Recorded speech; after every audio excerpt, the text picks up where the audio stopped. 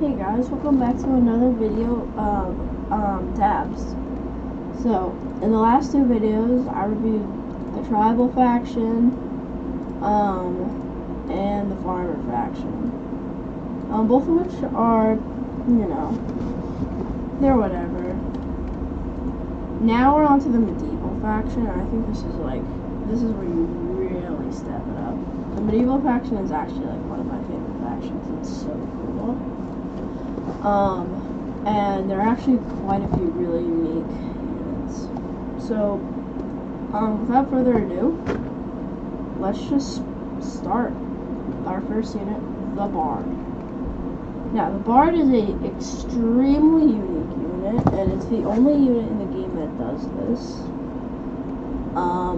Basically, here, if we were to put a Bard right here, and then, let's just say a farmer here, he'll walk up to it, and then he'll run away. And he'll keep running away. And you may be like, well then how did he do any damage?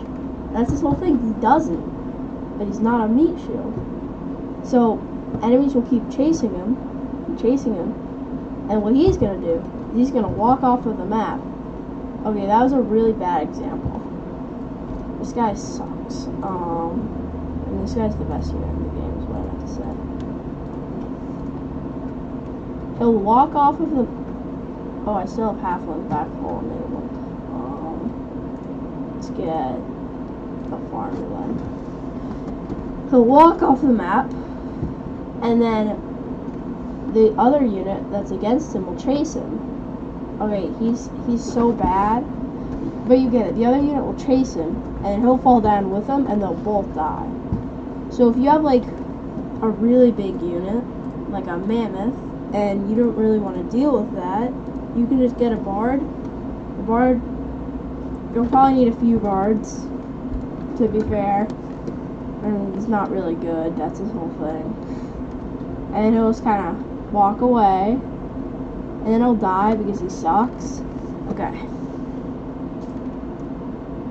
I don't know what's going on with this guy right now. But this guy is really good against big boys. Against big boys who are slower than this guy. So, just as a unit generally, he's not really good against killing big guys. But he's good at taking down thingies for like a millionth of the price. This guy's only $60. Super duper spammy. Whoa. This guy's tall. Yeah. The unit itself is actually really good. I didn't get to show it off too much. I'd give it like an 8 out of 10. Not really good in every single situation. Very specific situations. The next unit is a Squire. This is just like a normal guy who holds a sword. I think that leg's bigger. Is this a normal Squire? I have no idea. Yeah, but he just kind of holds a sword, and guess what he does with this sword? You're never gonna guess. Take 5 guesses what he does with the sword. He swings it. I know, that's crazy. In terms of damage, in terms of how good he is, he's just kind of whatever. The nice thing about him is that he's spammy, but, yeah, he's a very good frontline unit. He's super duper spammy. Not quite a meat shield, but definitely like a pretty good melee unit. Now, if we were to put this guy up against, something actually big, he'd probably get rocked. This guy is good at doing beating anything that's around, anything that's around this guy's price range, he can usually excel at killing with relative ease. And yeah. anything outside of his price range though, he's balls at. So I'd have to give this guy like probably like a 6 out of 10. Same problem with a lot of units in the tribal faction. There are things that can do this guy's job better, but for what he is, he's probably one of the best at what he does in the game. Next up is the archer. No. I know that you just pretend that you've never seen a bow and arrow ever in your life. What do you think this guy's gonna do? Just guess. You're never gonna guess it.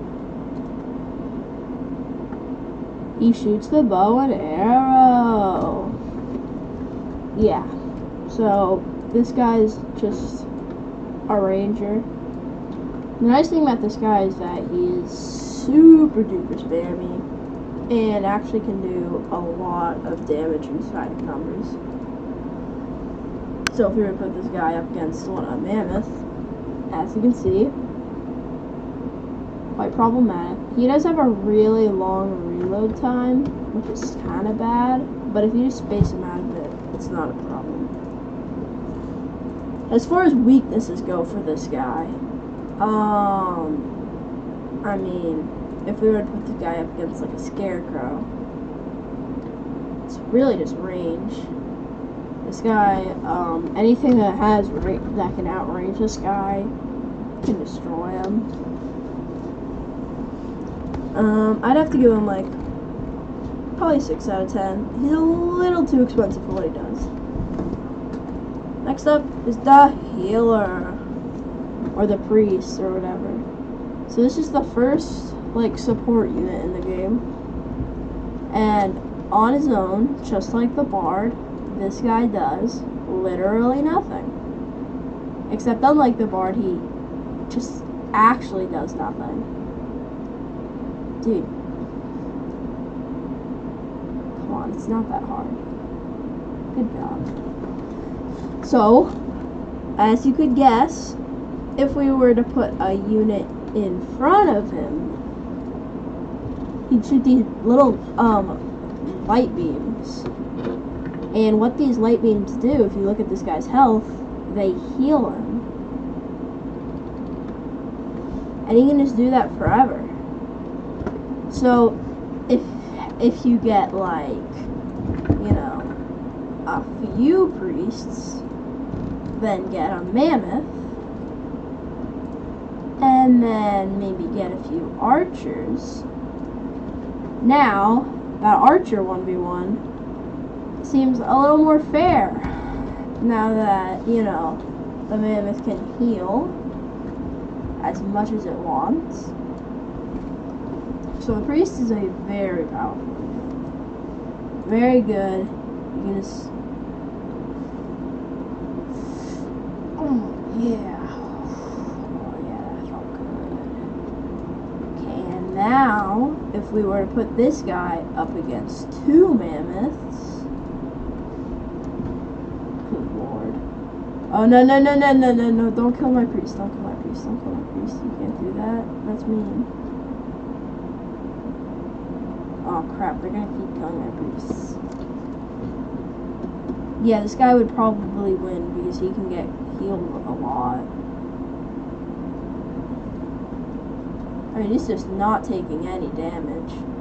And now all my priests are dead and this guy's screwed. Priests can be really good if you have a bigger unit. So because these guys don't really have any big strengths, they really don't have any weaknesses either. They're just kind of bad on their own and amazing if you have any other unit. So like 10 out of 10, they're like the only unit that can do what they do in the game. They're amazing at it. Next up is the knight. Now, if you'll remember with the squire was only good at killing stuff around his price range. The knight is basically the squire, but more expensive, so he has a bigger price range. So, if we were to get an equal amount of squires to where the prices about balance up, we'll even get an extra squire. The knight can just kind of rush in and just kill them all. The knight is just a better squire, basically. Actually, yeah, that's pretty much all he is. He is literally just a better squire. The only problem with this guy is that he's very situational. So, like, if he was to go against an archer, he would be amazing. Absolutely amazing because of his shield and his rushing abilities. If he were to go against a line of squires, though, you're usually going to get your money back more because he's not an amazing melee unit. So he's basically just a more situational squire, which makes him worse, which isn't exactly ideal. Oh, he's actually going to win this one.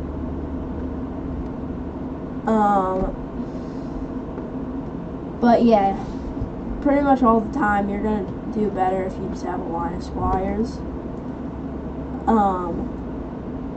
Yeah, but he's not very bad. The only problem is that you can't really get a line of this guy because he's so expensive. But you can get like 2. So I'd give this guy like probably 6 out of 10. Better than a squire at least. Next up is the catapult. So, you remember the stoner, right? Remember how the stoner would just like, you know, throw rocks at people, and because there was just a big old rock, it could even go through shields. Yeah, so the catapult is like that, but with a way bigger rock. So as you could imagine, the bigger rock usually wins. And as you could imagine, if we were to get even just a bunch of stoners, actually stoners would probably win. In fact, the stoners did win. Yeah, basically it's just a better version of stoner. Also more expensive. So, what this guy's really good at is crowd control. If we were to get a bunch of guys and just like, you know, a ring like that. Okay, we need them to be further away. We can get a bunch of guys in a tiny circle. He's really good at just killing stuff that's super duper compact. Apparently I can't show it here. He also can actually do a bunch of damage, so if we were to hit a mammoth, as you can see, bunch of damage. Yeah. Of course, the problem is that after like one shot, he takes like 15 years to reload. So, you need a few of them. And you know, with a few, you can do some substantial damage. Yeah, these guys are really good backliners, like really far backliners. If you can just get 2 of them in the big backline, you're probably gonna have a pretty good day. Yeah. But other than that, they do really need like a line in front of them. So on their own, they're whatever, I guess. I'll give them like a 7 out of 10. You pretty much need them in every single battle if you only use Medival. But they're not that great on their own. And the last unit, which so far is the cheapest last unit in so far. Oh no, the Scarecrow's actually cheaper. We have the King. So, the first thing you're going to notice about the King is that he's a king. Which, you know, if you could notice that, good job. He is a king. The King is pretty much a direct upgrade from the Squire. He is so much tankier and bigger, has a better sword that does more knockback, more damage, a bunch of other things, probably. If we were to get 15 squires, I'm almost positive this guy would win. Okay, looking at 15 squires, I'm less positive. I was actually fully positive the whole time. This guy is super duper worth his money. And even if we were to put this guy up against like knights, he'd still win because he just does so much damage with knockback. This unit is definitely not a frontliner.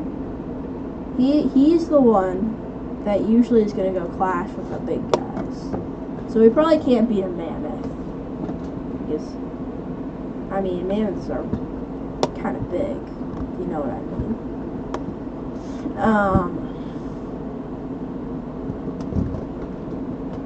Oh, actually, maybe he can. Oh crap, he's gonna beat a mammoth. Okay, he absolutely destroyed that mammoth. That's actually a pretty cool shot. Yeah, he beat that mammoth. So he is usually like a decently far backliner. And then you'll have like, so like this is the first one where we can have a decent sized army. So if I were to do something like this, I'd say, and we can also get the priests to heal this guy, and maybe like, yeah, bars aren't very good. And then we can put this guy up against maybe a tribal army, and we can see who wins here.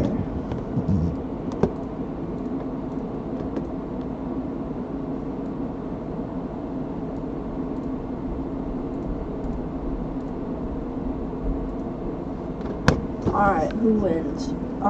Tribal army or medieval army? This is the question that's been on everyone's minds since forever. Probably. Oh crap, they're beating the priests. Okay, wait, I think the tribal army is probably gonna win. Are the prices fair? The prices are not fair.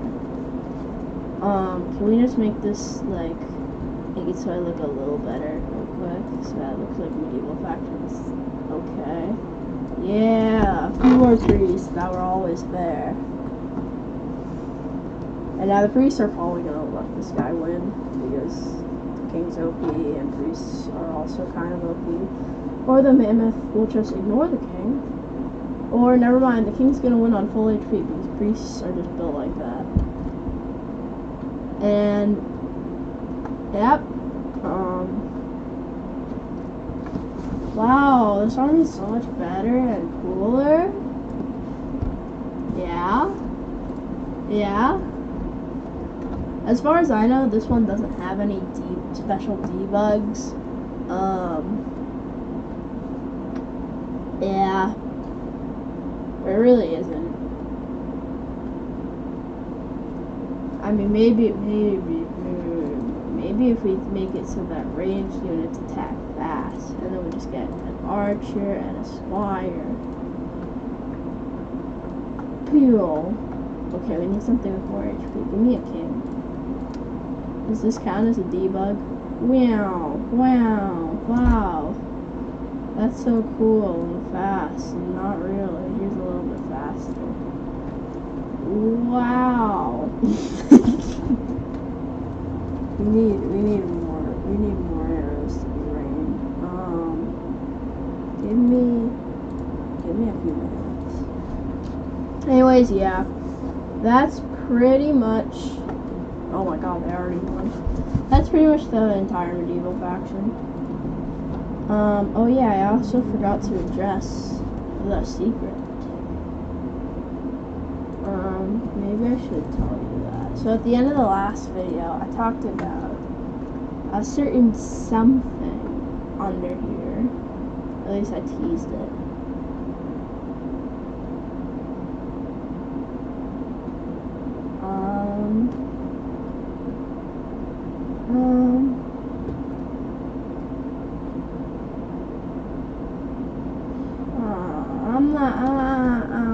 I'm not too sure about this one right now.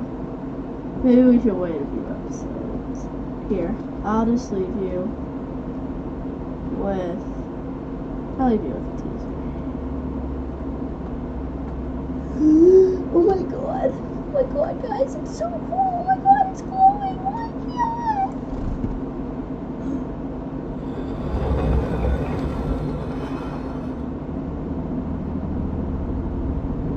Okay, that's all you get. Sorry. Alright, and with that was the medieval faction. Yup. New videos coming out on Wednesday. Okay, bye.